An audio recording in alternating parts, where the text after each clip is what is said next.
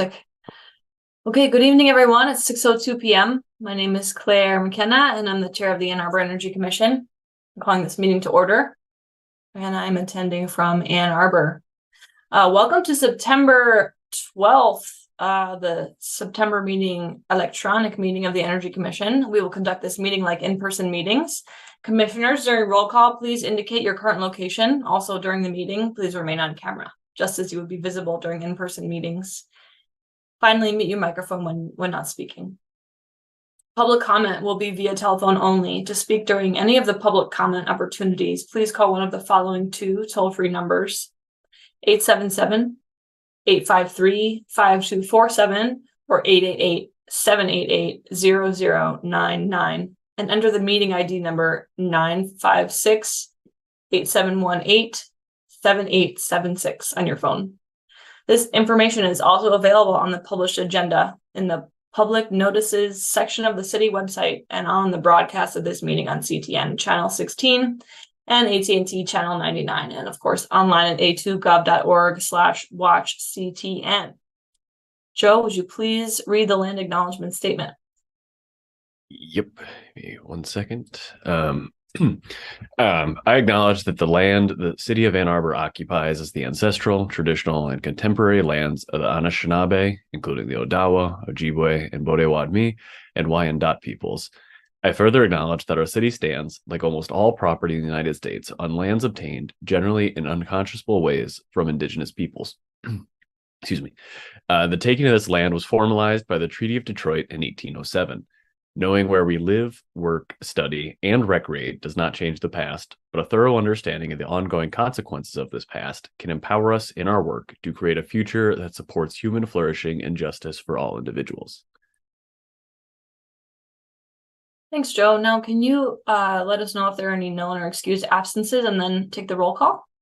You bet. I've heard from Council Member Briggs and Commissioner Levin that they will not be able to make it tonight. And with that, let me just check, make sure no one else is in the attendees list there. Okay. Commissioner Berkowitz, right as you're taking a sip. Sorry for that. Perfect timing. Present from my home in Ann Arbor. Commissioner Colvin Garcia. Present from Ann Arbor. Commissioner Hans, I'm not seeing yet. Commissioner Harp. Present, joining from Ann Arbor. Commissioner McKenna. Present. Commissioner Mirsky. Present, participating from my home in Ann Arbor. Give me 1 second. Got someone in there. Commissioner Overpeck.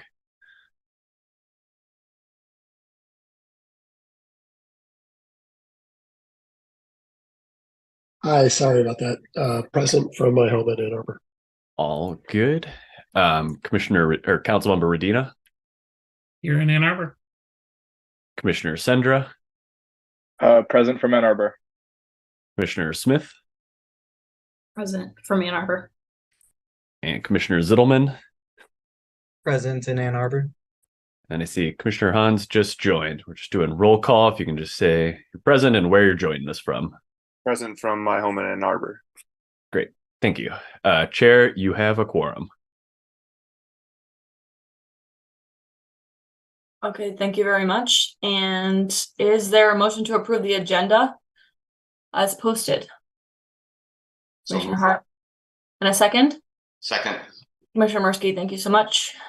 Commissioners, please raise your hand if you want to propose changes or discuss an issue to the agenda. Okay, seeing no hands raised, all those in favor of approving the agenda as posted, please raise your hand and say aye. Aye. Aye. Aye. Okay, great. And seeing a unanimous vote, the agenda is approved. Is there a motion to approve the minutes as posted? So moved. Commissioner Mirsky, thank you. And a second? Second. Commissioner Berkowitz, thank you so much. Commissioners, please raise your hand if you want to propose changes or discuss an issue. Great. And seeing no hands raised, those in favor of approving the minutes as posted, please raise your hand and say aye. Aye. Aye. Fantastic. And there's a unanimous vote there, and so the minutes are approved. All right, we're going to move to the public input section of our meeting here. This is an opportunity for people to speak for up to 3 minutes. If you are watching on CTN, please call 888-788-0099 or 877-853-5247 and enter the meeting ID 956-8718-7876. This information is also displayed on the meeting agenda and video feed. City staff will select callers that have raised their hand one by one using the last 3 digits of your phone number. To electronically raise your hand to indicate your desire to speak, please press *9 on your phone. You will hear an automated announcement that the host is allowing you to speak. When speaking, please move to a quiet area and mute any television or background sound so that we may hear you clearly. Please say your name and address at the beginning of your comments. Caller ending in 134.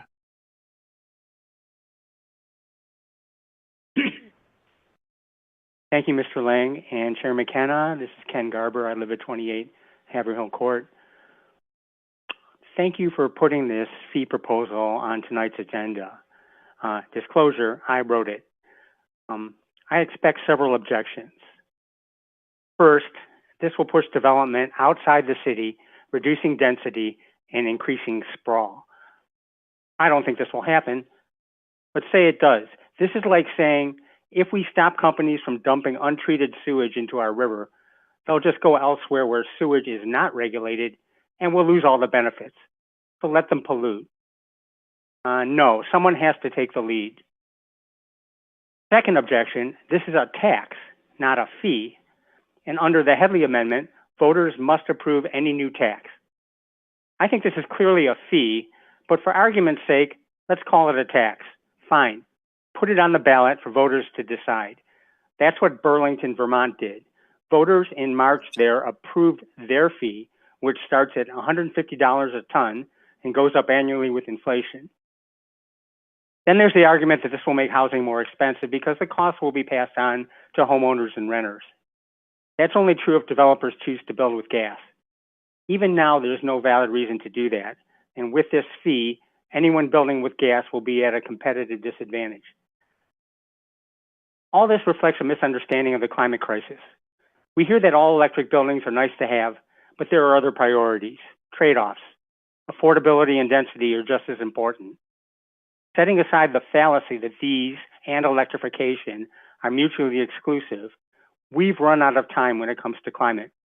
We've almost exhausted our carbon budget for 1.5 degrees. That's now baked in, along with all the suffering, displacement, and death it'll bring, although inertia in global systems will delay the reckoning. Somehow the idea persists that rich countries have until 2040 or 2050 to decarbonize.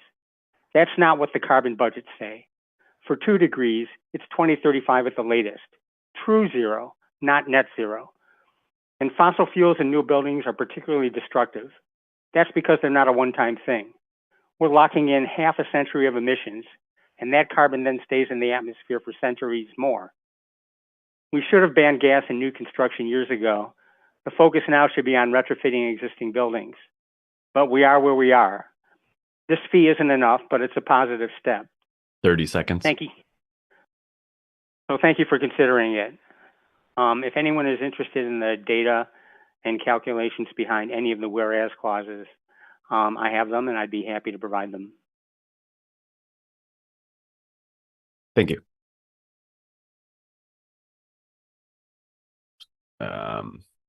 No further callers. Fantastic. Okay, so we're going to be moving to the, oh, yes, Councilmember Radina, would you like to share something? Yeah, apologies. I should have raised this during our agenda. We do have a new commissioner, and I wonder if it would be beneficial for us to add Absolutely. a round of introductions. Thank you so much for offering that. Shall we? Joe, would you like to lead us in that important exercise? Sure. Yep. As y'all can see, we got a new commissioner. I'll start with all the existing commissioners as order on my screen, and then we'll swing it over to our new commissioner to introduce themselves. So just quick rundown of who you are, whatever you want to say about why you're on the commission, some of the stuff you do, and why you're here. So, Commissioner Harp. Hi there. Welcome. My name is Gabriel Harp. I've been on the Energy Commission for just about a year now, and I've been back in Ann Arbor as a resident for about 7 years on this stint. Originally, I'm from the east side of Detroit, and have been sort of working in different areas of policy, technology, and science for a while. During my day job, I work for the Tubman College of Architecture and Urban Planning as the Director of Research and Creative Practice Development. And so welcome. Commissioner Mirsky. Hello, I am a retired business unit executive from the German conglomerate Bosch. I'm a former chair of the Energy Commission. I'm also serving as the liaison from our commission to the Environmental Commission, and I'm involved in a number of other climate and energy related advocacy groups, as well as housing advocacy groups. Good to meet you. Councilmember Radina. Thanks. I'm Travis Radina. I am the city council member or one of the city council members for Ward 3. I've been on council since 2020 and have been on the Energy Commission for that full time. So welcome. Thanks. Commissioner Smith. Welcome.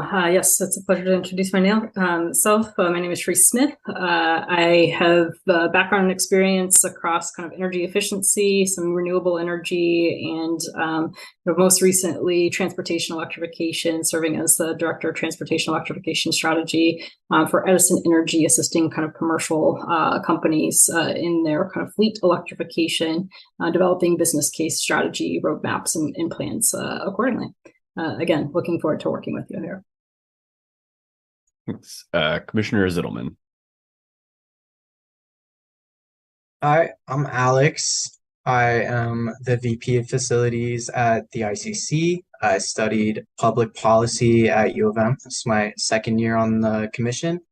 My interests generally lie around energy, housing, affordability, transportation, and student life. So if any of that sounds interesting, feel free to talk to me. Thanks. Commissioner Berkowitz. Hello and welcome. I'm Mike Berkowitz. I use he, him pronouns. I'm over on the Old West Side in Ward 5. I'm coming up on my 1-year anniversary of becoming a commissioner here. And let's see, my day job, I do energy policy covering the state of Michigan for a nonprofit called Elevate. We ensure people have access to clean and affordable heat, power, and water in residential buildings as well as multifamily buildings.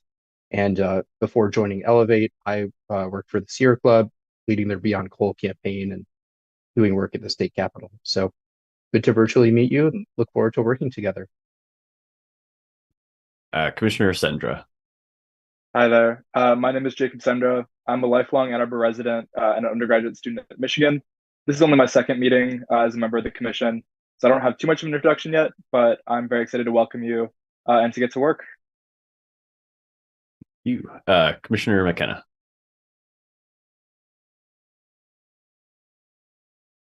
Hi, it's so great to have you here, and I'm sorry that I overlooked this important part of the agenda, but I wanted to share that this is about my third meeting as the chair, and I've been on the commission for about a year. I'm currently a PhD student at U of M, and I study electrification of residential heating and the kind of equity impacts around energy cost changes that come along with that. I had a decade-long career before coming to the PhD, working in building engineering, so very familiar with MEP, mechanical, electrical, plumbing systems for buildings, and I would say buildings is my primary area of expertise. And I'm super excited to have you on the commission and have your valuable feedback. So thanks. Commissioner Overpeck. Hi, I am Jonathan Overbeck. I go by Peck with all my friends, and you're all my friends. And I'm a climate scientist, been a climate scientist for about too many years to mention. Academic climate scientist working on understanding the problem, but also on solutions, both mitigation and adaptation. I'm on the governor's Michigan Climate Solutions Council. I was also on the University of Michigan's um, Presidential Commission on Carbon Neutrality that devised the plan we're now implementing. And I am the Dean of the School for Environment and Sustainability. Thanks. And Commissioner Colvin Garcia.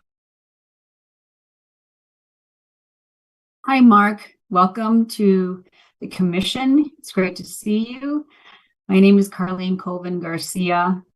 During the day, I'm the treasurer for Ann Arbor Charter Township. I also am working to bring EV charging systems to multi-unit dwellings, utilizing my project management skills.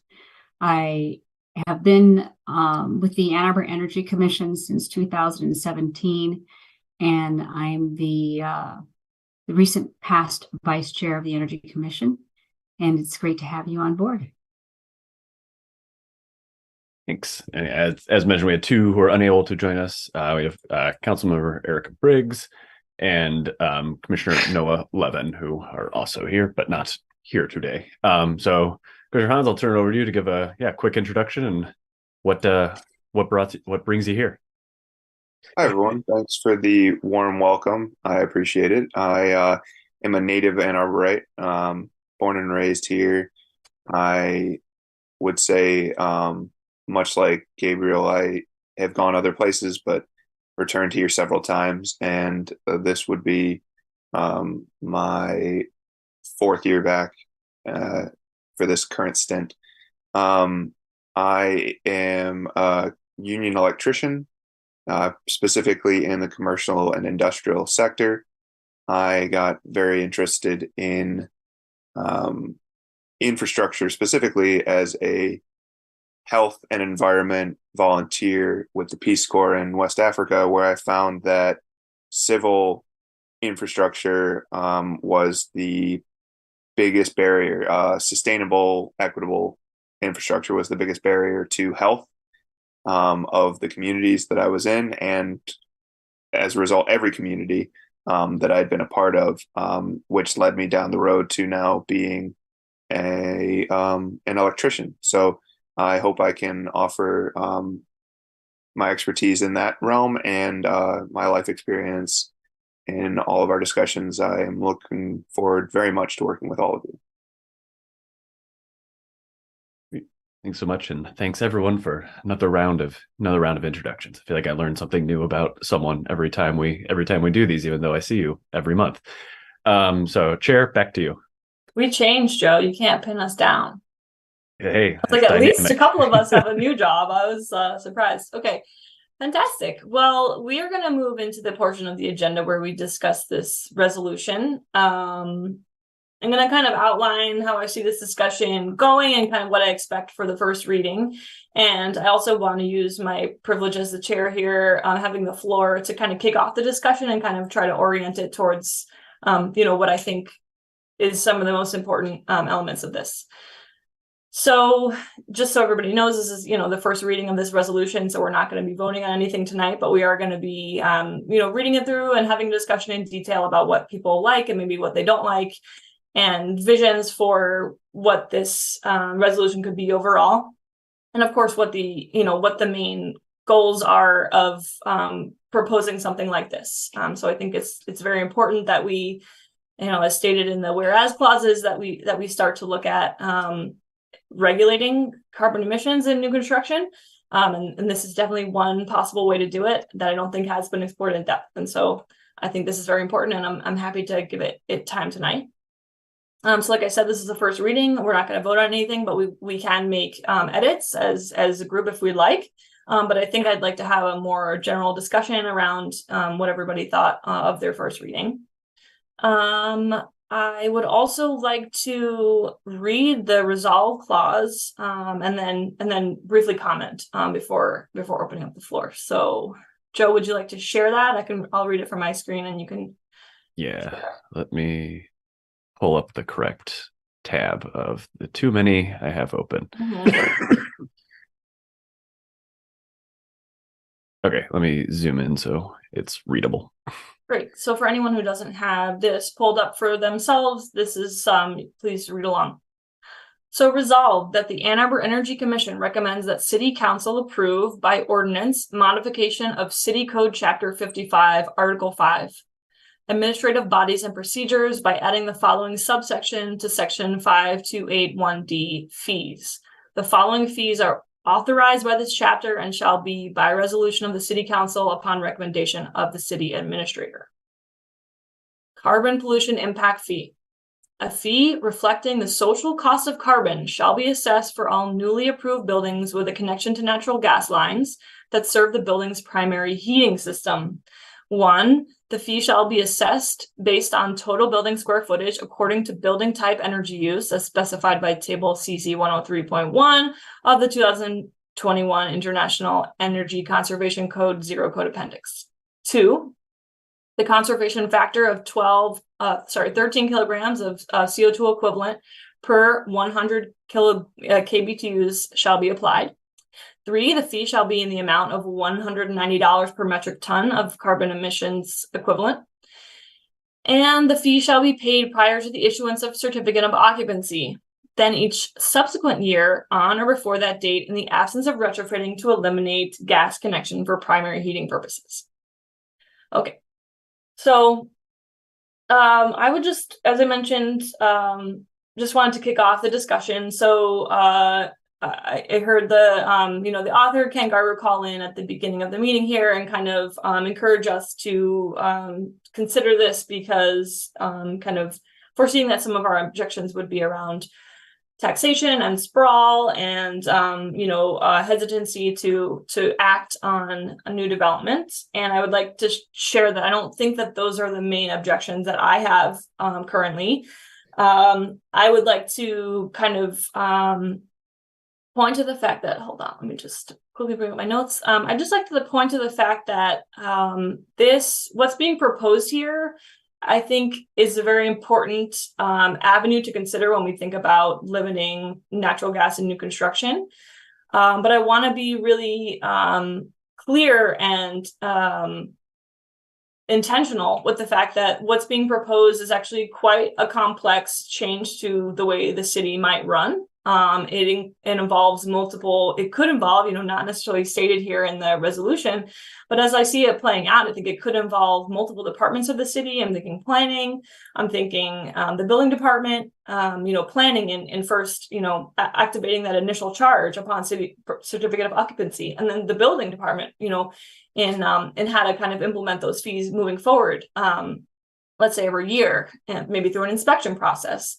I also have questions around, how would this fee be calculated, essentially around the energy use. And so what I'm trying to say here is that, this is really important to consider, but I think it brings up a pretty complex potential new way that the city might operate in trying to regulate carbon this way. And of course, this hasn't been done, not in Ann Arbor, but definitely there's limited applications of carbon fees or carbon taxes, I will say, similar to this. And so, I just wanted to share that I think that this is, for me, a question, a lot more of process. And I think it's a really important one that I'd like to dive into. And of course, I want to hear any other questions that people have. And of course, we'll be recording them. But yeah, I'll kind of leave it at that and say that I think this is much more so a question of process rather than should we or should we not move forward with it, and then what language would we need to reflect that, how to make that a better process for the city to actually implement this.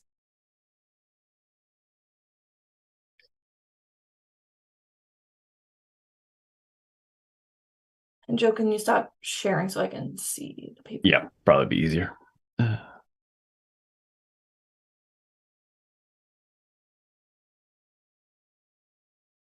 Are you opening the floor for comments? Yes, Thank you very much. I'm opening the floor for comments and stepping back. Actually, probably what we need to do first is have a motion and a second, and then open things for discussion. And I think, isn't that right, Joe? That's probably we should measure that's motion fine. to approve, a second, and then open for discussion, just to address the formalities. Sure. Can we have a motion to open this for resolution for discussion? Thank you, Commissioner Peck. And a second. Thank you, Commissioner Marsky. All right, the floor is now open for discussion. I got my hand up, so I'll go. Go ahead. Has anyone done any calculation of what this means for the how it translates to the cost, annual cost to the average building in sort of the range of buildings we might have in the next 10, 15, 20 years? And the second question is there any provision for being progressive? Or is there any feasibility of that? Yeah, I love the idea. Is there anything else? No. Okay. I love the idea of being progressive. I wanted to share that I had an idea that maybe it could be the fee could be assessed as a basically a delta between, like, if the project we're going to move forward with natural gas, then the fee could be assessed as a delta against what the electrical heating emissions would be, and then as the grid gets greener, that delta increases. But right now it might be closer than we think, and so that might be a way to minimize the impact right up front, but of course build in the ability to kind of insert the wedge a little bit more in future years. And just from my end, in terms of has calculations been done or whatnot, this kind of came through a little later. It was shared with some of the city staff who work in this area, and there just hasn't been enough time or to get anything on that in terms of calculations.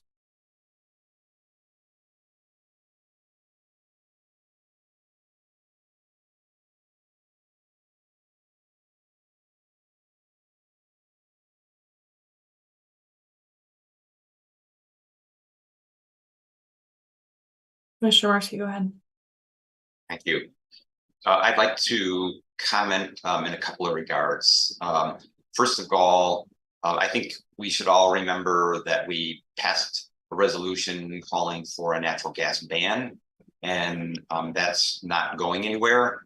I wanted then to highlight the fact that Joe sent out an email yesterday with a list of measures that could be used as incentives for builders, architects, and contractors working together to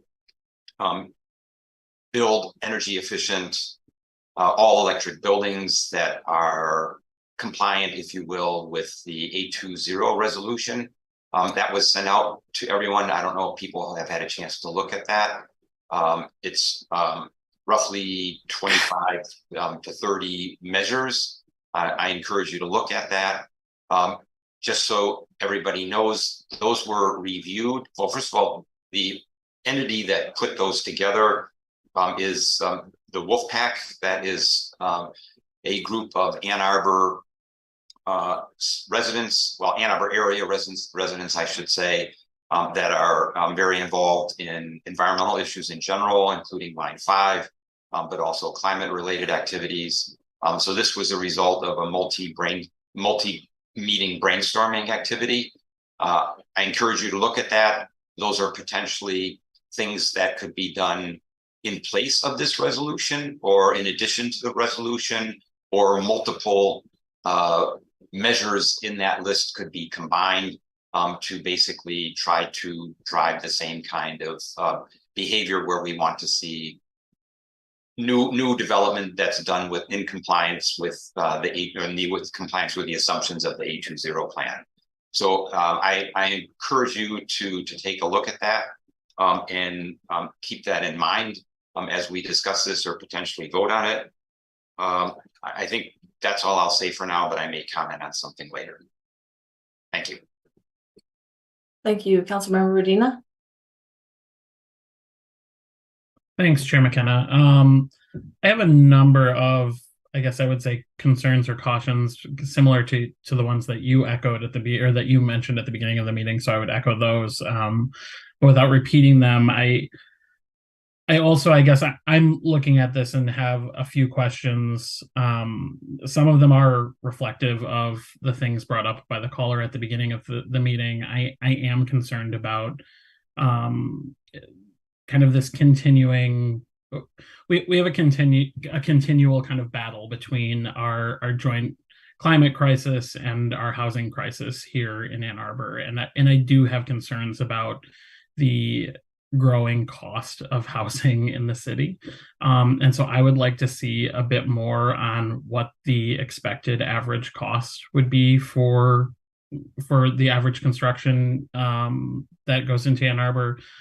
Also acknowledging that we are starting to see a bit more of a trend toward all electric proposals coming to council. I think in the last few meetings we approved the I guess a few months ago now, the 79 unit North Maple apartment complex, the 216 unit Southtown complex, and the 228 unit South Forest development, all of which will be are proposed to be all electric. And so we are seeing that kind of trend and that shift away from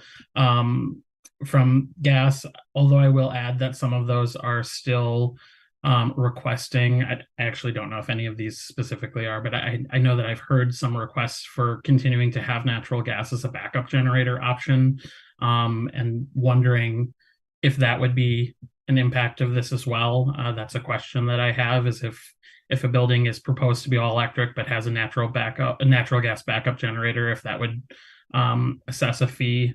And similar to Peck's question, I have a I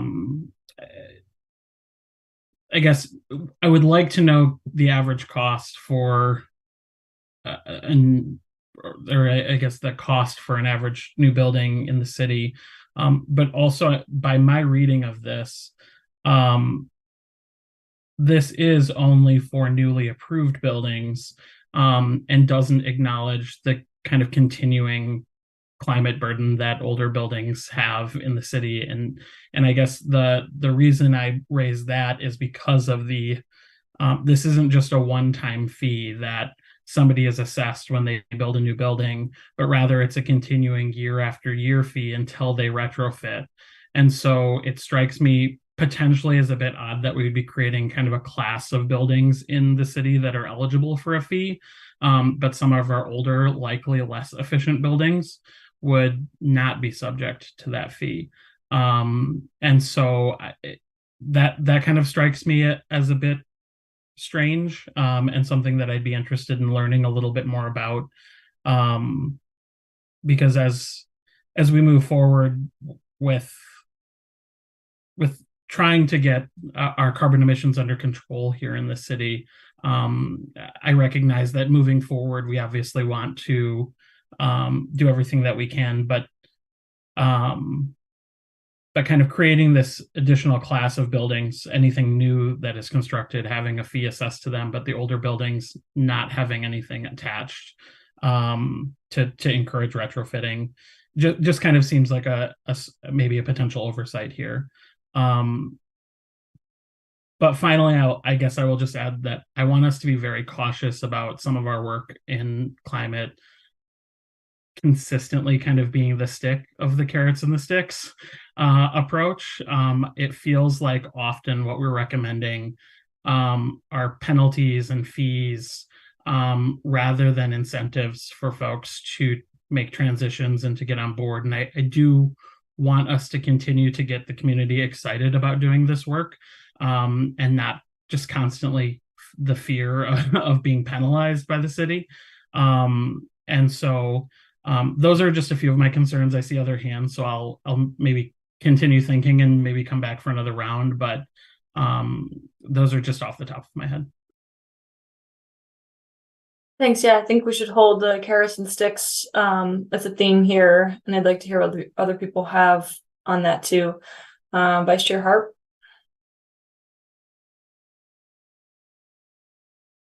You're on mute. Thank you. Just to build on that, thank you. Just to build on the exact point, I'm wondering about the commissioner's openness to perhaps using this resolution as an opportunity to build on the previous resolution that was passed by the commission, in part to help identify a range of carrots and sticks and sort of more precise definition or range of options. As options to further explore with different city staff and others around the community. Because I think a sort of broader list would be helpful for a wide range of folks as well, and an opportunity to sort of discuss and perhaps weigh in on a variety of different options. In addition to that, one thing that seems to also keep coming up is the sort of question about the perceived or apparent trade-off between affordability and sort of move away from fossil fuels as a fuel source for housing. And I think that's something that the commission perhaps could take up, either in the form of a sort of request for what kinds of analysis or modeling might be helpful to sort of explore that, or that we might need to sort of ask for from elsewhere in the community or from city staff or others, because I think that's something that has been raised in a variety of different forums, and that's something that we could probably get some data on, or a little bit more or intuitive ways of wrapping our heads around that, and making some choices about what that looks like, whether it's in the near term or the long term, or relative to other price fluctuations and things like that might be out there. And so that's a question that maybe is also worth exploring as part of the kind of work that we might do to look at some of this. I would say that I would also love to see some intuitive examples associated with some of the whereas clauses, for example, of what this might look like in terms of cost for like a single family home or multifamily homes or something like that, and how that translates. And I think lastly, this might be a question sort of later on the discussion. As we take this up, what might be the sort of timeline for how we take this up into the future and future meetings relative to the other agenda items we have, and sort of what might be the sort of perceived process for how we might go about that, and maybe Joe or others might be able to sort of lend some insight into that, so we have a sort of sense of what that horizon looks like, and how we might involve others in the process. Thanks. Thanks. I didn't see who had their hand up, but I'll go with Commissioner Murski. Thank you. A couple of other points that I'd like to make. I think I failed to mention that this list was shared with the mayor and with Councilmember Briggs and Councilmember Dish in mid-July. It was sent to Missy at the end of July. She had already received it from the mayor. As it's my understanding also that Derek Delacourt received it in July. The one really significant concern that I have is we all acknowledge, and the city has declared, that we're in the middle of a climate emergency. The A20 plan was drafted in early 2020. It was approved in June of 2020. It assumed that by 2022, that all new construction would be all electric and would be essentially net zero ready. And here we are in September of 2023, and we're still grasping at, I'll say, measures that would either be carrots, which everybody keeps on saying is preferred, or sticks, or a combination of the two. And yet we still don't know what our plan is going forward. So we're 3.5 years into essentially a plan where we knew the content, and we still don't have a path forward on how we're going to change behavior relative in terms of developers relative to building A20 compliant construction. So what I would like to see is action somehow, and also a timetable for that action, as opposed to just a plan with assumptions that aren't backed up with clear path forwards to get to the kind of outcome that we want to see. Just a couple of other things. Just as a reminder, we already have implemented commercial energy benchmarking that's in place, and the threshold for that reporting dropped again this year. The HERD or Home Energy Rating Disclosure Ordinance was passed last week, and the Green Rental Housing Program, which also then, at least as presented to us last October, would require energy efficiency upgrades for rental properties in order to get certificate of occupancy. So there are actions being taken in other regards. And what this is just, as I see it, is attempting to try to button things up, or at least spur action on the part of the Energy Commission and City Council to do something so that we are compliant with a plan that City Council approved unanimously 3 years ago. I'll leave it at that. Thank you. Thanks, Commissioner Mursky. I want to share, it kind of brings up for me the HERD ordinance. And I don't know how closely folks were watching that process, but the amount of work that was done for public engagement with all stakeholders on the part of City Council. Thank you so much for that work that you did, Councilmember Medina, and also city staff in trying to understand. Of course, like Commissioner Mursky, I know that was a long time in development, and you supported the development of that ordinance from the beginning. But just knowing the amount of work that goes into not just picking the right ordinance or the right approach, like the right technical approach, but how much collaboration that goes into actually getting the will to make that happen. I just wanted to share that that's kind of where I was going with my opening remarks, in the sense that I think we need to move towards the research that it takes to find out what the correct technical approach is, and then also understand that that's going to take a lot of consensus building and going through essentially the political process to make that a reality. So I wanted to share that, offer this and hear comments. What would it look like to use this resolution to kind of get City Council to prompt the city administrator to do this research around, maybe it's the carbon fee, maybe it's one of these 9 elements that, approaches that have been offered to us. Because I think that a lot more research is needed, and like we maybe can't select the specific approach to make the A20 goals happen specifically around building emissions.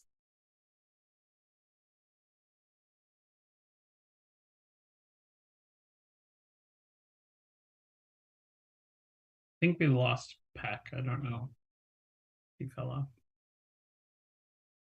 Yeah, I don't see him, and not in the attendees either. So maybe see if others got stuff, and when he comes back, because I know he had his hand up, we can pull him in then.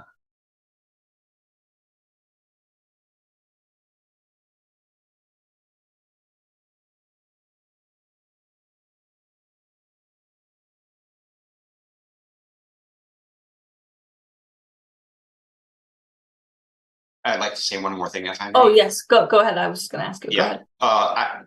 I just wanted to let everybody know that there are standard energy modeling tools to model the amount of energy, or the energy load, the heating load for new construction. One of the models is actually a Department of Energy model. I actually worked with a couple of other people to apply those models to the apartments that are being built as a part of the Village of Ann Arbor development up Pontiac Trail and Duvarin. And so some of the questions that are open, and I failed to look that up in advance of this meeting, but the questions about estimating the heating load, and therefore then estimating the cost of this per unit, is something that can easily be done. And some of the questions about how you then would arrive at the heating load, the resolution could be modified, for example, to say that we would pick one model, or for example, the DOE model, or we would pick 3 models and average the results of those models and apply the fee that way. So I just wanted to assure everyone that there is indeed a technical approach to doing that. And that is something that is, as I said, and it's certainly in the one case, something that's approved by the US government for estimating loads. Yeah, absolutely. And yeah, no doubt that there are technical models that would work for this, but the question that I have is, what is the process around requiring that model? I mean, who's doing that modeling? Is that city staff? Is that going to be a requirement? I think it should be a requirement of the developer. But my understanding is that we don't currently have in Michigan, that's not part of the energy code, and Ann Arbor doesn't allow, or Michigan doesn't allow cities to add additional requirements, right? So right now we don't have energy modeling as a part of the development process and planning process.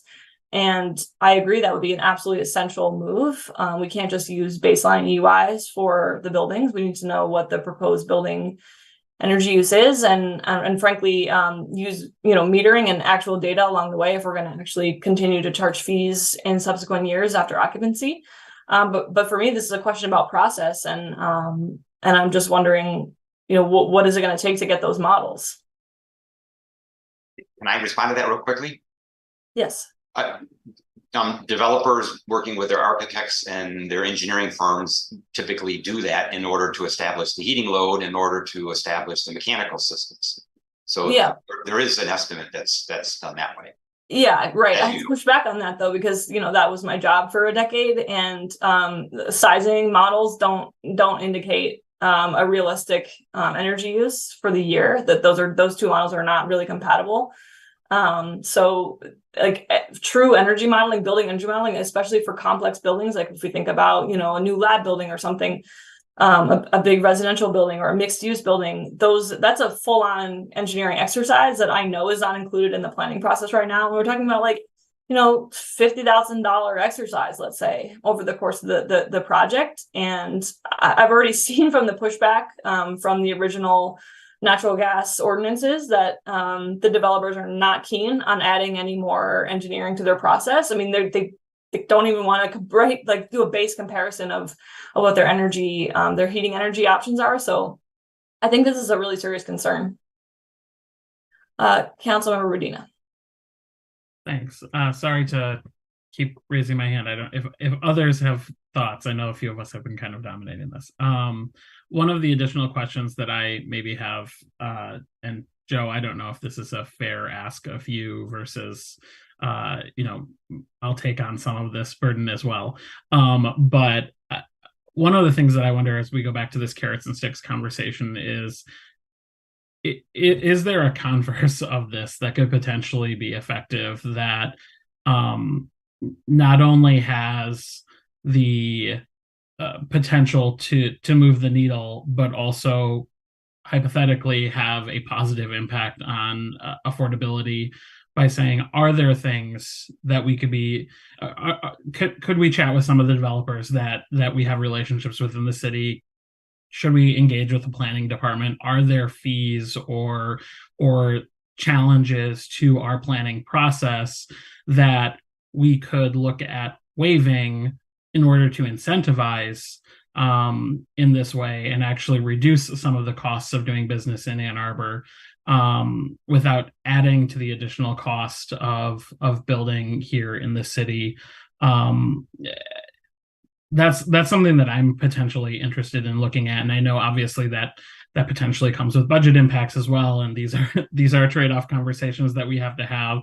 But as the city has passed a climate millage, as we've passed an affordable housing millage, all of those things, are there ways that we can?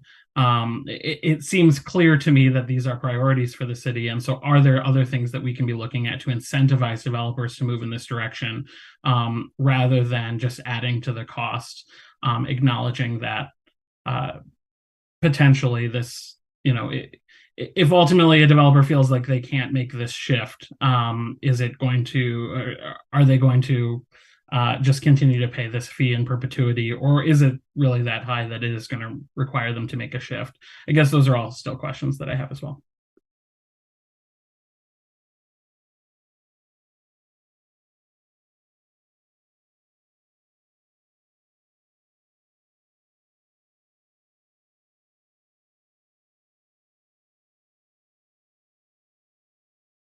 I was just saying, noting that I see Peck is back. I know your hand was raised at one point before you poofed off into the universe. So just wanted to check to see if everything's good there. You are muted right now, though. I suspect you got, yeah, thanks, Joe. I think you guys have probably moved on, though. So joining back in the flow, but for some reason my internet failed for a couple minutes. Sorry about that.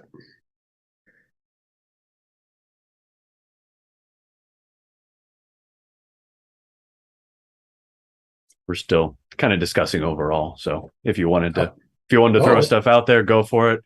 Well, in that case, I will, because I have a stick that tastes like a carrot. No, I'm not sure if that's true.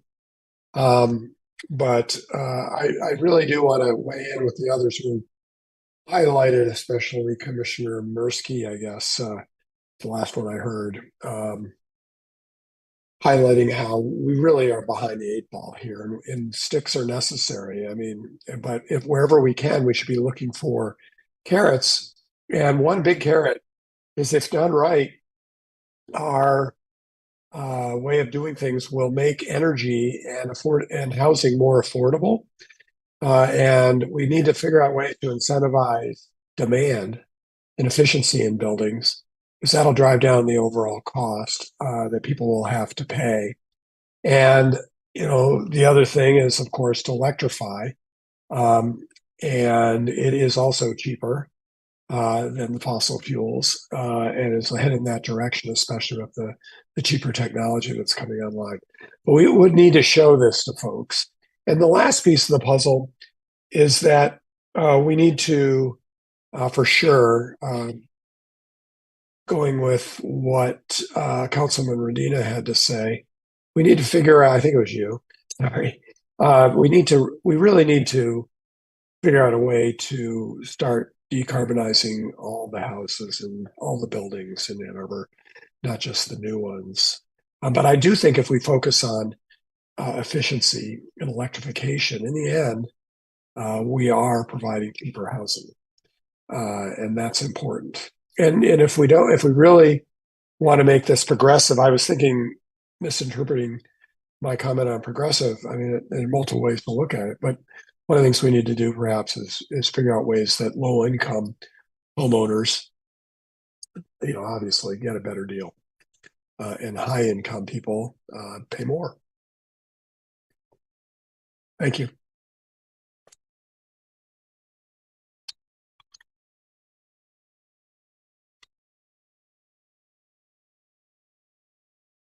Commissioner Mirsky. Very quickly, I would recommend that some of these questions certainly came up in Burlington, Vermont, when this was addressed, and council has agreed now to levy this fee in terms of how to calculate the heating loads. Admittedly, Ken Garber just texted me and said that he sent by email some information both to you, Claire, as well as to me. So some of these questions that we're coming up with are probably been addressed by Burlington. They may have come up with other questions that we have not yet addressed that we probably need to, and make sure that those are viewed from an Ann Arbor lens, because our situation may be different than theirs. For example, the affordability issue may be more acute here than there. So I think some of these things need to be reviewed between talking about this tonight and a possible second reading further down the line.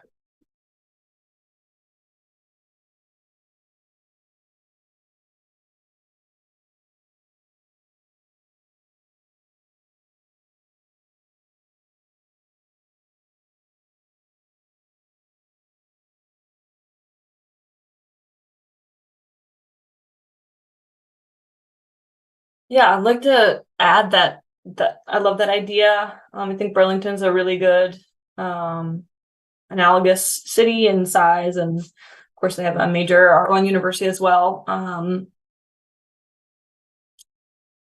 I would like to just recognize Commissioner Overpeck and your what you shared about some of the modeling, or you didn't use the word modeling, but right, some of the things that need to be explored. I think those are modeling exercises, and from my experience, they're quite complex to really get it right. Just the level of complexity around future energy costs, trade-offs, not just in the systems that we have today, but kind of like, I would say even incorporating future climate. And just given how fast that's changing and how it's impacting folks, you can layer on outages and utility reliability.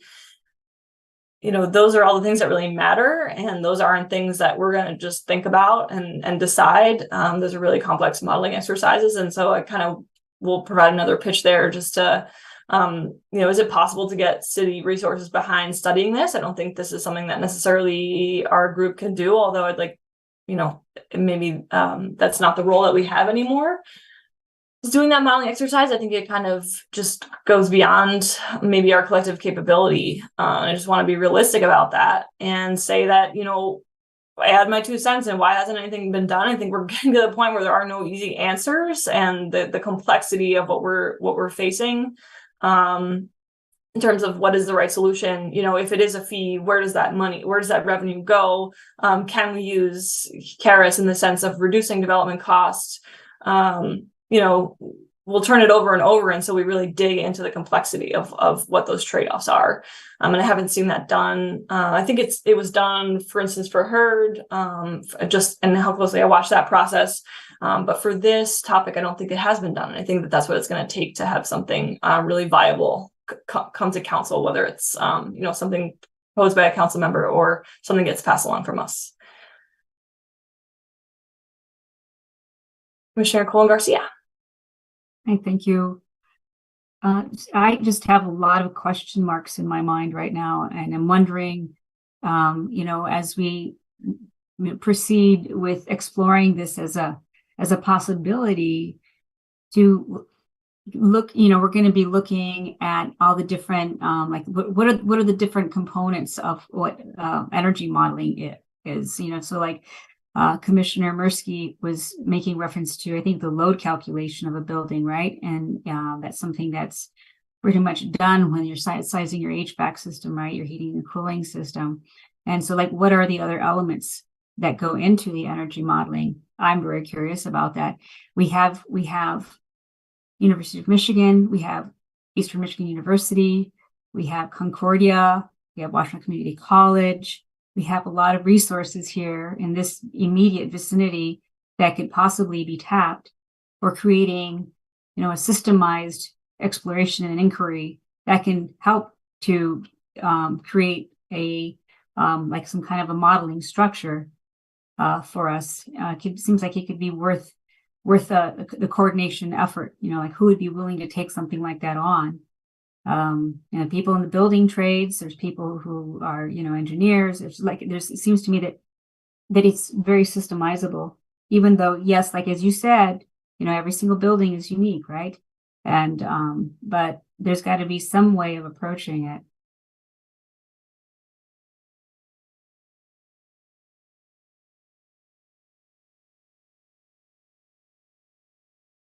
Thank you so much for that. Commissioner Overpeck. Hello again. Very good points. And I wonder if we should be thinking of some kind. I want to thank Ken, by the way. I think it's wonderful that citizens contribute to this. And I wonder if we could do some kind of a hackathon, or I'm too old to really know what that means. But I'm just joking, but we should try and engage the public in really getting a wide range, and including hopefully at those higher education and trades and whatnot that you just mentioned, and see if we could get a range of ideas to add that to the range of ideas that the Wolfpack has provided, and and really try quickly to come up with a range of possible solutions and unknowns and uncertainties and what we really need to know. And that would allow us to frame as quickly as possible a set of questions that we could then ask a professional to tackle. And that professional could be in our institutions of higher education, or it could be some kind of a consultant. And when we did the work for the university, all the initial calculations were done on campus by students, faculty, and staff. And then we double checked everything by hiring a consultant. And the consultant was, over $1 million, but that gave the senior administration confidence that the numbers were something to base decisions on. And that's not even though in that case, our initial assertions were all correct, I think, for the most part, because we had a really great group of scientists providing the numbers from the University of Michigan. But we still, I think it's really good to double check everything because the implications here for individual pocketbooks and whatnot are high. We want to get it right. But we do need a process that isn't going to take 2 years to get there. Right, that kind of begs of public engagement too, right? Like, how do you, if we amass a certain group, let's say it's one of these institutions, how do we know we're getting all the all the takes on who's affected? And I think that's kind of what the public process, and the city definitely has public engagement experts, and so leaning on that process could be a nice way to start to take this on in earnest, and like I said, in a way that really engages the complexity of what needs to happen. Commissioner Colvin-Garcia. To continue on with what Commissioner Peck was describing as the process that U of M went through, I mean, there are organizational process assets that can be tapped, right? Like, what are the formulas? What were what are the what were the assumptions? What were the materials, and that were how are they evaluated? So we could use existing material and then build off of what already exists from energy assessments that have already been done, and energy inventories and audits that have already been done. And I know this doesn't address the conversation that you're interested in exploring, that you started out this part of our agenda on, which is the carrots and the sticks, and I'm getting into the how-to part of it, or the possible how-to part of it, or the exploration part of it. But I just feel that that's something that while we're all here together having this conversation tonight, we can start thinking in that way as well. So thank you. Commissioner Murski. I want to quickly highlight one of the possible measures that's in the list of, that Joe sent out, and that is one option open to the city is declaring a moratorium until these issues are settled out, and that yes, will slow the development, but it also allows time to settle some of these things. I saw Travis shaking his head no there. But this is what jurisdictions do when they're grappling with difficult questions, and as I might point out, do not want to dig a deeper hole.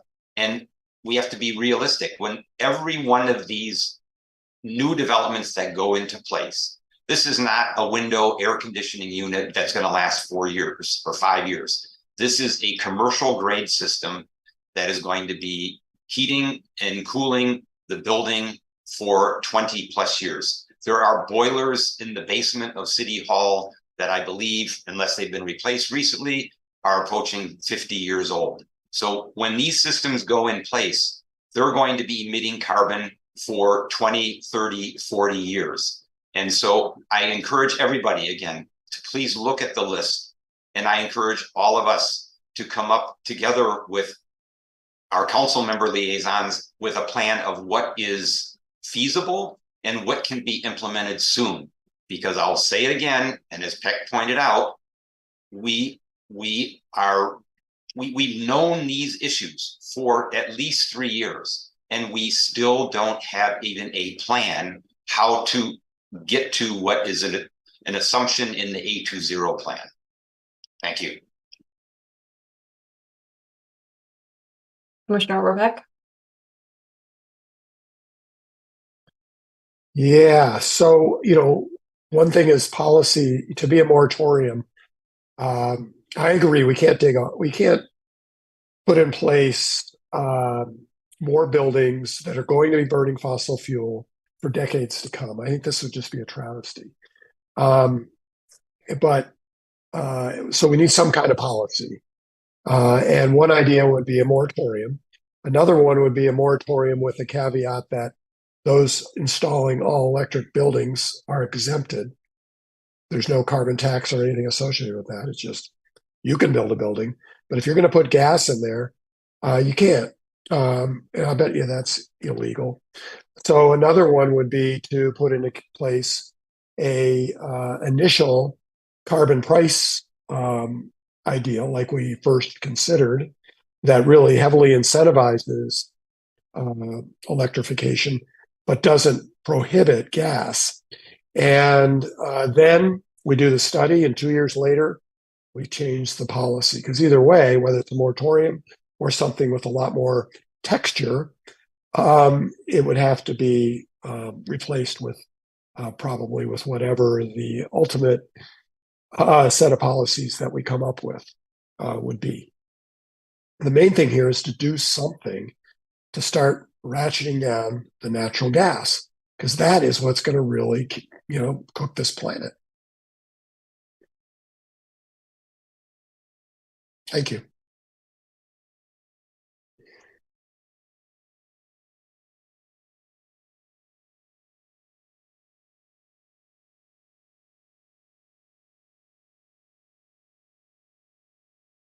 I didn't mean to depress everyone.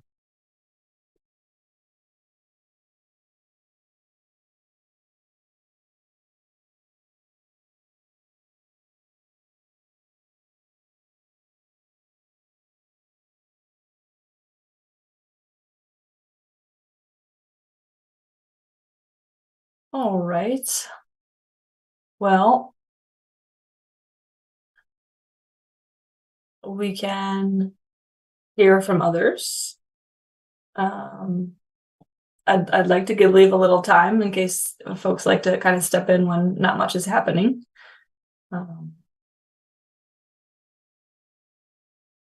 We can also move on with the agenda. Oh, yes. Hello, Councilmember Medina. Thanks. I just have a process question just to clarify moving forward. Joe, is the process for this similar to the way that we would operate at council, where we're treating this as a first reading, but if we were to come back with changes, we would essentially be affecting another first reading, or do we have and we're looking at least 2 meetings out if there are amendments or changes, or is that not the practice we've followed here? That would be my understanding of how we'd go about it. If there's a different way that makes more sense to you or with your more experience, happy to do that, but that's my understanding. I just wanted to make sure that folks knew that if there are suggestions and things like that we can bring potential changes, discuss them here, and still folks will have a little bit of time to then sit with it before having to vote on a final approval. So we can also correct me if I'm wrong, but choose to table for the time being, because it seems like there was some discussion around taking this as is, kind of in the general spirit of the fee kind of structure and going from there, or tabling it and thinking of some of the other suggestions that have brought up and going down that route as an alternative is another option.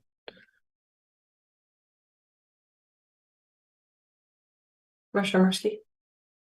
I'd like to have us entertain a motion, right? Make the motion that we table this discussion and do much like what we did with the feasibility, the municipal utility feasibility study, where we had a small subgroup review some of the questions that came up and ensure that those are acted on and bring back to this group questions or answers to some of the questions that have been proposed, as well as potential changes to the language of the resolution. So I make that motion. Do we have a second? To table the resolution for now. Thank you, Commissioner Overbeck. All right, so we can now vote on tabling this. All in favor of tabling this for now, say aye and raise your hand. Aye. Okay, that looks unanimous to me. I'll also vote aye. So for now, we will table this. Thank you so much for all of your contributions. If you're someone who prefers to, think about this or write about it, feel free to reach out by email and we can formulate a working group that way. And we'll also follow up next month as we think about setting the agenda and thinking about how we can create that group. Yes, Joe. Yeah, and just to note, I know there was a couple talk a few times about the list John sent and then I forwarded on. I will attach that in the minutes just so that's clear and not hidden behind anything so everyone can see it.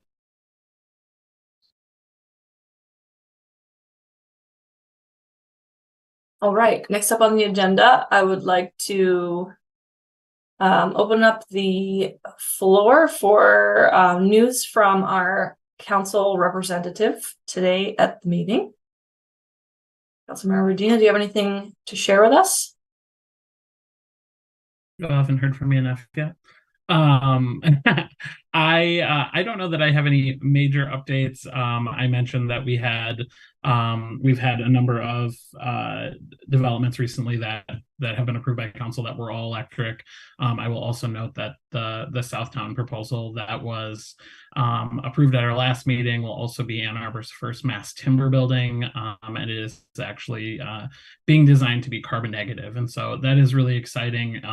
It is my hope that they will potentially be providing an example for us to point to when we hear from others that this isn't possible. And so I am really excited and looking forward to it, and also grateful that it is a community-based team that has put this proposal together and will be executing it. So I just thought that was really exciting from the development front, and is relevant to a lot of the work and conversations we have here.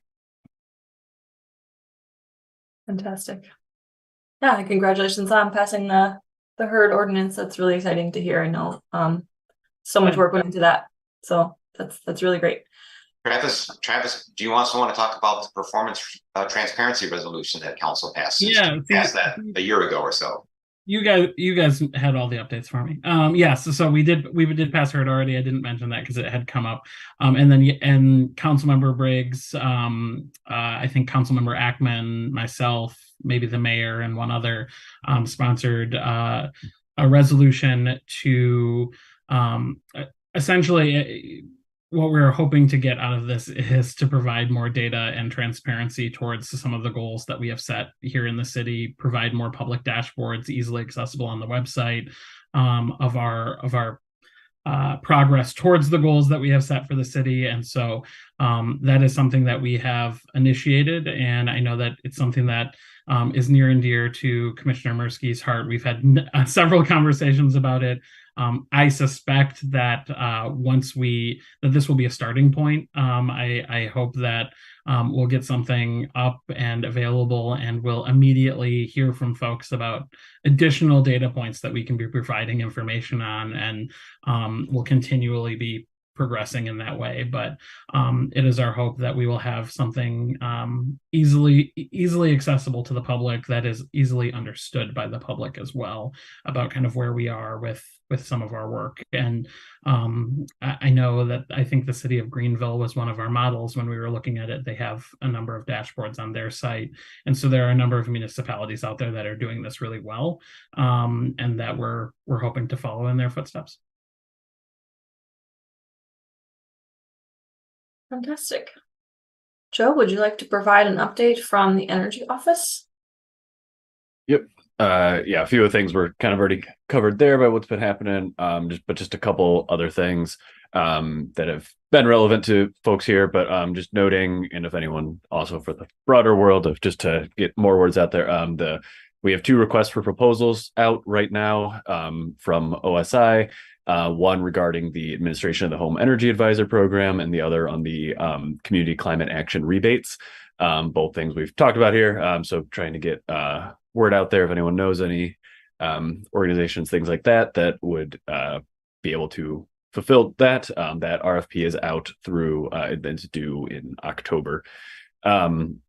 We're also getting to the point where we'll have some updates on some of those things that will come to the commission once those are ready.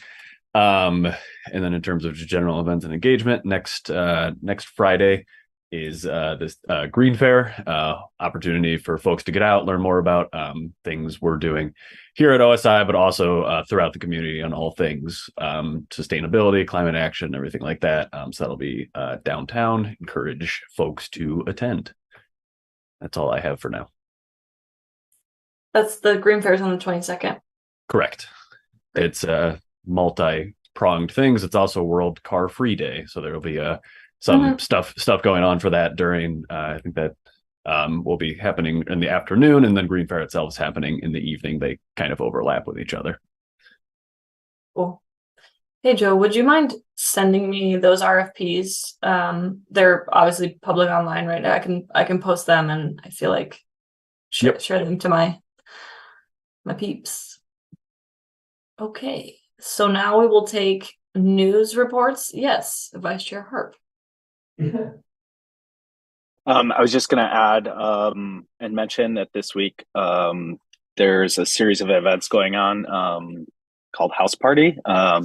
You can find out more at dogoodwork.org/houseparty. A number of those are looking at, it's a week-long festival. It's raising awareness on the state of housing and the context of Ann Arbor and the Ypsilanti area and the state of Michigan and the nation at large. And there's a variety of events, including Saturday at the Liberty Research Annex at 305 West Liberty. There's a series of sort of myths and musts around housing, as well as a panel looking at equitable housing. And so I expect some of the questions and types of conversations and even perhaps pathways to figuring out some answers to things might be the kinds of things that are being explored during a lot of those events this week.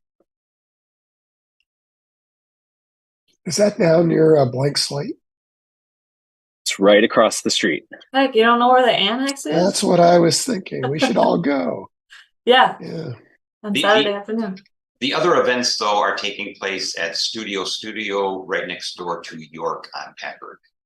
So, not to confuse, not that everything is happening down on Westlake.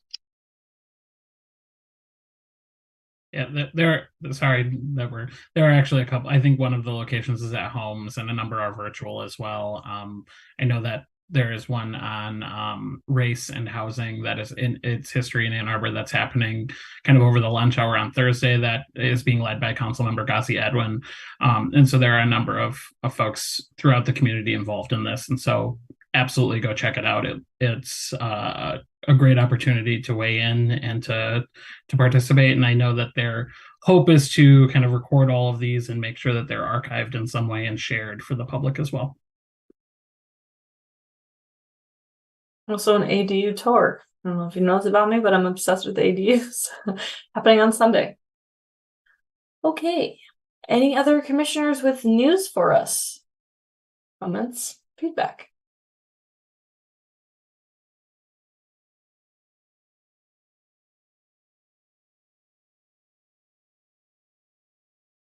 Okay, how about a report from the Environmental Commission? Yes, 3 things happened at the last Environmental Commission. First of all, Brian Stiglitz presented an overview of the new, or actually replacement, if you will, of the environmental manager position. Those of you who have been around Ann Arbor for a long time will remember that Matt Naud had a similar position up until about 2018. When he retired, that position was not filled. Brian Stiglitz presented the responsibilities and other aspects of the role to the Environmental Commission. One of the reasons for that is that the person that is going to be hired for this position will be the staff liaison to the Environmental Commission. I know that interviews were held for the position. My understanding was there were to be 2 candidates, 1 dropped out.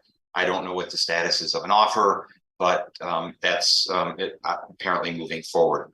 The second thing that we did is something that I think I failed to do, or we failed to do, and that is, or maybe it's just something new in the bylaws, and that is the Environmental Commission did its annual review of its bylaws. Joe and Claire, that's something you might want to check into our bylaws if that was something that was added when some other things were added to the bylaws maybe a year or 18 months ago. I don't recall that we've done a review since those last changes, for example, adding youth commissioners and things like that. So we did that. And then the third thing is that we had updates from all the working groups. And we also had agreement that we're going to consolidate some of the working groups, natural features, pollinators, into a new biodiversity working group. And that is going to be kicked off here in the next month or so. So those are the 3 major activities that the Environmental Commission dealt with. Anybody has any questions, they can look on Legistar or contact me. Great. So now we're going to move to our final opportunity for public input. And this is an opportunity for people to speak for up to 3 minutes. If you're watching on CTN, please call 888-788-0099 or 877-853-5247 and enter the meeting ID 956-8718-7876. This information is also displayed on the meeting agenda and the video feed. City staff will select callers that have raised their hand one by one using the last 3 digits of your phone number. To electronically raise your hand to indicate your desire to speak, please press *9 on your phone, and you'll hear an automated announcement that the host is allowing you to speak. When speaking, please move to a quiet area and mute any background sound so that we may hear you clearly. And please state your name and address at the beginning of your comments. Joe, do we have anyone on the line? Yep. Caller ending in 134. Thank you, Mr. Lang and Chair McKenna, Ken Garber again.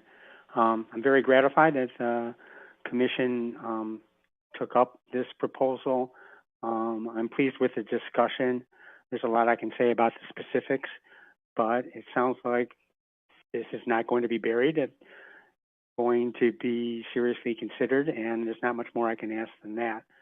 I'd just like to echo what Commissioner Overpeck and Commissioner Mirsky said about the urgency of addressing this problem, whether it's with something like this fee or some other measure or some combination. Yes, Commissioner Radina was correct.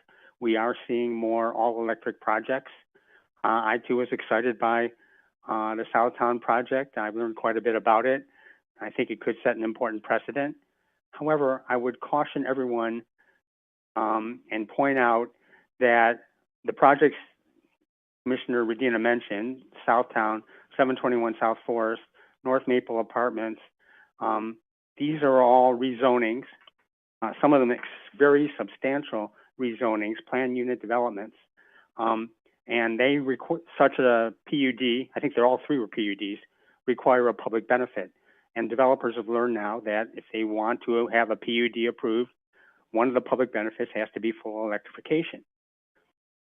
Now, when it comes to by right projects, we are not seeing the same willingness to go all electric. I follow development very closely, and I'm not aware of a single by right project that has voluntarily gone all electric.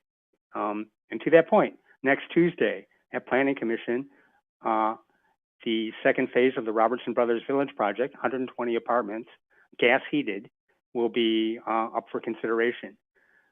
This entire project will, when complete, will be 604 units.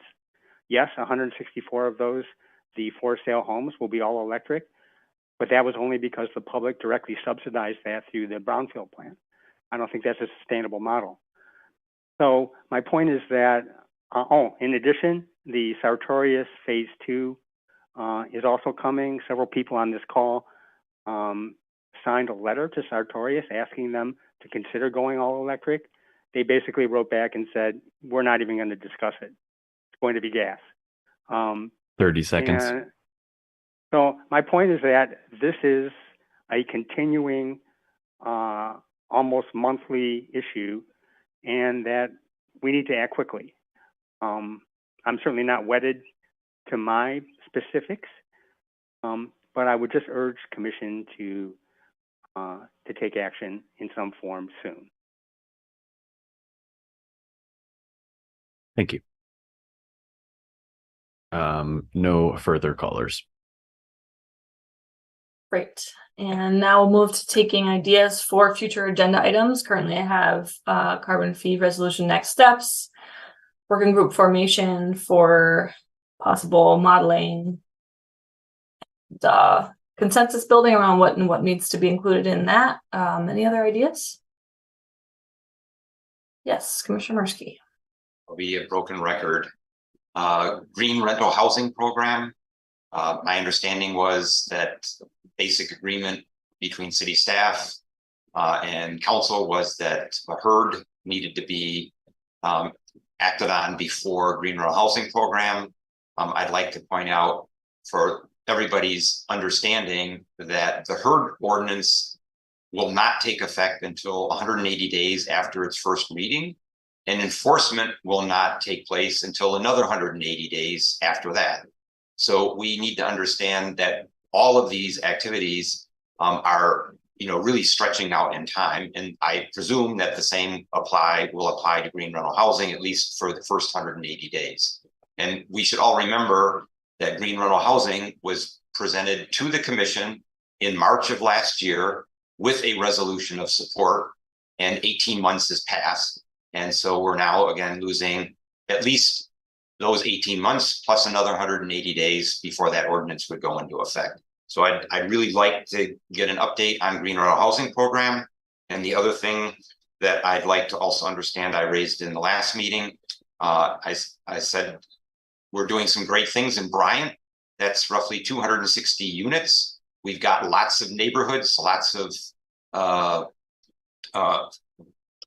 subdivisions. Just on that side of town, there's a whole slew of them. Forest Brook.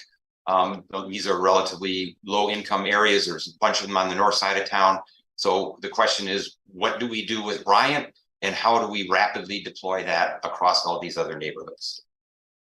Thank you. Thank you so much. Vice Chair Hart.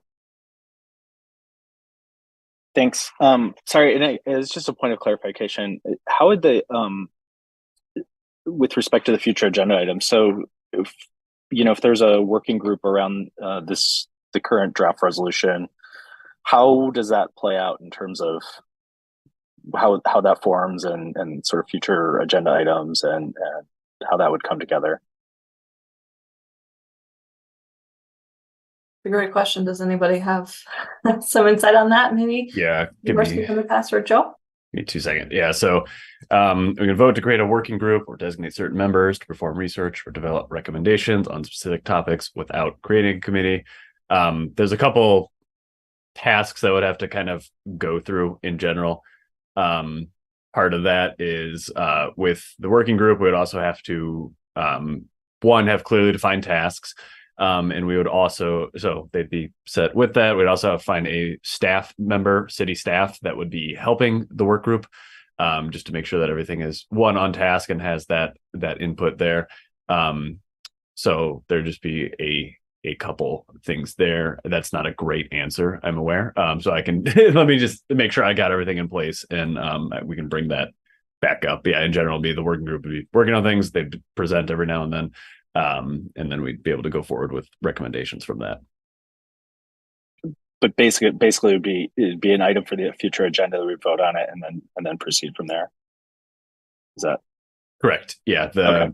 Members of the committee can be appointed by the chair and approved by the commission. So, thank you. Commissioner Colvin Garcia. When would folks who would be interested in participating on this committee be able to submit their names? I don't know if there's like a designated time, but unless Commissioner Mirsky, you have a. I just have a real quick question, and that is, we have 2 relatively new commissioners, but my recollection was we had 4 openings.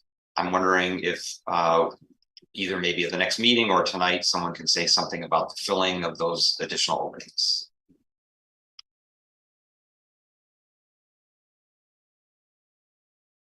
Great. And also want to make sure we answer Commissioner Colvin Garcia's question. So when would folks be able to state their interest in being in the working group? I feel like that would be after we agree that we can form a working group.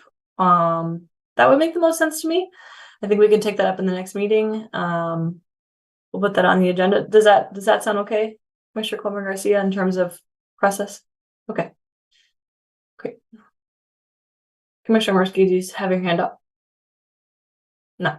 For the Great. commissioners still working on filling, we'll get you an update soon.